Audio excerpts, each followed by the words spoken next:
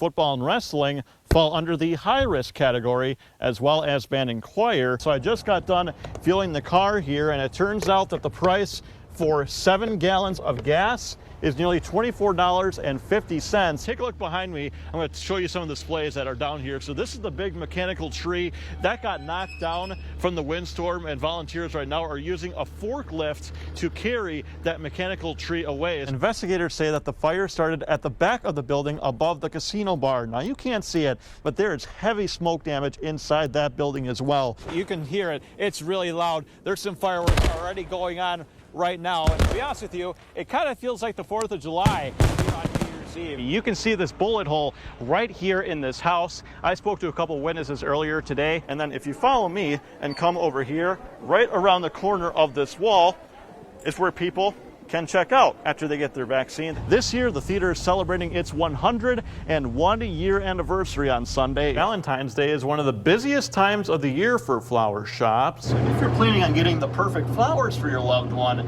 just prepare to spend a little bit more out of your wallet. Also, if you plan on coming back here, there will be some changes. You'll see plenty of more hand sanitizing stations. There are no soft seating areas. I am counting dozens of cars lining up, awaiting to get their tests. You can just see the long row of cars. So if you see here, this right here is the exchange code. That is 988. So as of next July, those 3 digits will become the phone number for the National Suicide Prevention Lifeline.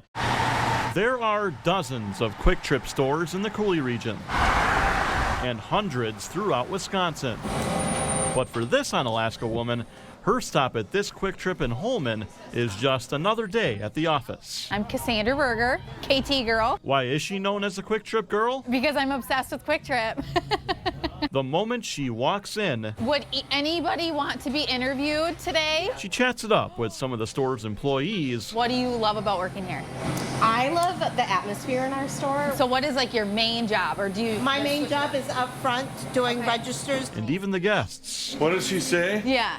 See you next time. Oh, good job. I love hearing what other people like about Quick Trip and why they come here. I've been hearing that you are the best boss in the world. Oh, wow. I've heard that from 2 people now. As you can tell when you walk through the store, everyone's happy, like all the employees are happy. Cassandra also does a YouTube series in a partnership with Quick Trip. KT Bound with Cassandra.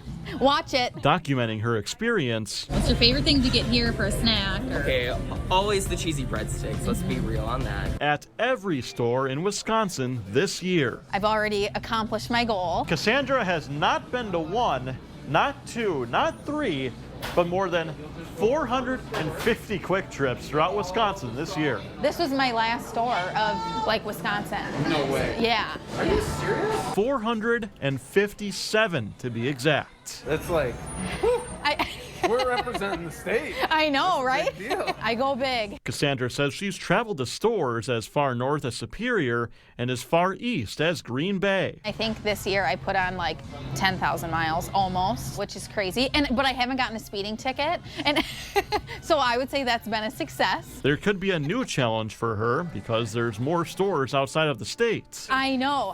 No small task, but one she's already proven she can do. Maybe in the future sometime, then I'll do like all of Minnesota and then all of Iowa. And until that time comes, the Quick Trip girl's journey in America's Dairyland can't end without a proper send-off. 1, 2, 3.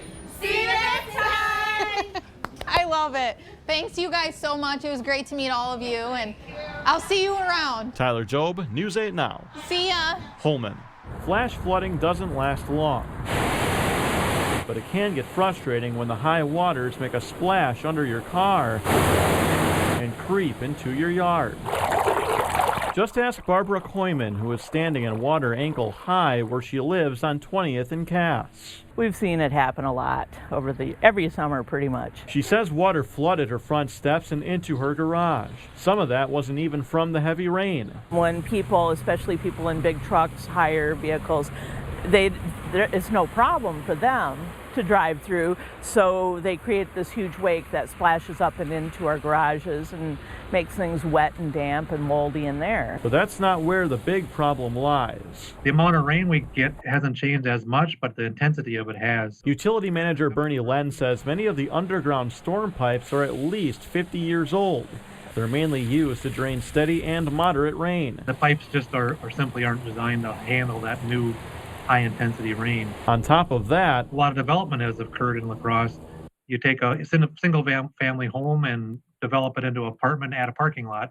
You just covered up some of that sand that used to absorb the water. so to help fix the problem, both roads and the storm pipes underneath are upgraded at the same time. You know, you really got to kind of match your pipe upsizing projects with your street projects, so you kind of get the best bang for the buck. Len says the city has only so much utility money to spend on upgrading its pipes. Mother Nature's always gonna have that freak storm that's always gonna cause some flooding. The city can't stop heavy rain from falling. Len says it has a plan that will, over time, help homeowners. I understand the city is doing what they can, but it's still frustrating. Now, Len says in some cases that they will dig through newer roads in the city and actually fix the older pipes underneath. Now, the main pipe for Mormon Coulee Road is underneath the road, so whenever that pipe gets fixed is when Mormon Coulee Road itself will get worked on. Every day, we encounter surprises. Some for the good, some for the bad. I have children, so you just live day by day. What happened on Tuesday morning to Darshita Morgan and her family was a surprise she hopes to never experience again. You just never think that you would go through something like that, so traumatizing. A fire that started in the kitchen of Darshita's duplex unit spread quickly, forcing Darshita, her fiance, and her 4 boys to get out of the house with little clothes on. Immediately we ran in the back room. I kicked open the window and just started tossing my kids out of the window. The entire front of the house was burnt to a crisp. Pictures, everything is gone. Darshita's house may be lost, but her family is not. Which is the best case scenario that could have happened through all this? Yes. That no one was hurt? Yes. You know? Since Tuesday morning, Darshita's family has been staying at the Radisson Hotel. She says all they had with them right away was their pets and emergency clothes. But now her hotel room has become a little messy, and not by choice. We've received gifts, clothes, money, everything. Overwhelming, she says at first. But then it's a sense of calm to know that we are going to be okay. Corey Brecky is Darshita's neighbor. Nice neighbor. We have a good neighborhood. She helped organize a GoFundMe page for Darshita's family. I didn't know how else to help other than just hopefully get some cash in their pockets. Brecky says the original goal was set at $10,000, but already the community has raised more than $22,000. It's just been like a ton of just the outpour of love and generosity, and it feels pretty awesome. I mean, you see stuff like this on movies. You don't see it as reality. This time, a good surprise for Darshita. I am really speechless. But no surprise that the community delivered again. Most definitely. Once Darshita and her family leave the Radisson, she's hoping to use the donations she received to buy a house in La Crosse. One Trump supporter actually just told me that Trump didn't start speaking until about 5:10 this evening. What all this means is that the election here tonight is still going to happen as planned. And do not worry, if you do miss a show here tonight at 6 o'clock, there will be another fireworks show coming up when the calendar flips to 2020. So some really exciting stuff going on.